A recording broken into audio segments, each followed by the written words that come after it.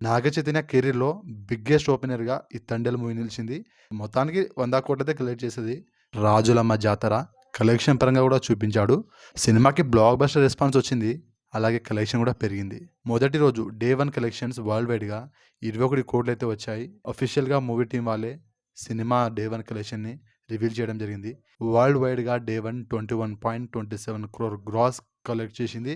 Share పరంగా చూసుకున్నట్లయితే 11,00,00,000కి పైగా షేర్ వచ్చింది భయ్య. అంటే ఆల్మోస్ట్ 12,00,00,000 వరకు షేర్ అయితే వచ్చింది.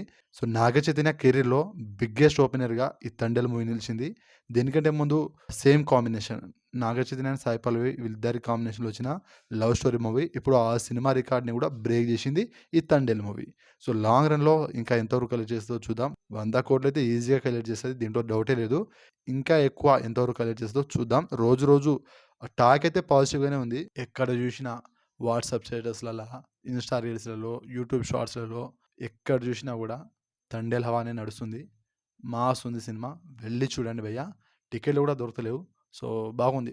మీరైతే వెళ్లి చూడండి. చూసిన వాళ్ళకి మీకు ఎలా అనిపించిందో డెఫినిట్‌గా కామెంట్ అయితే చేయండి. వీడియో నచ్చితే లైక్ చేయండి, షేర్ చేయండి, ఛానెల్‌ని సబ్స్క్రైబ్ చేసుకోండి.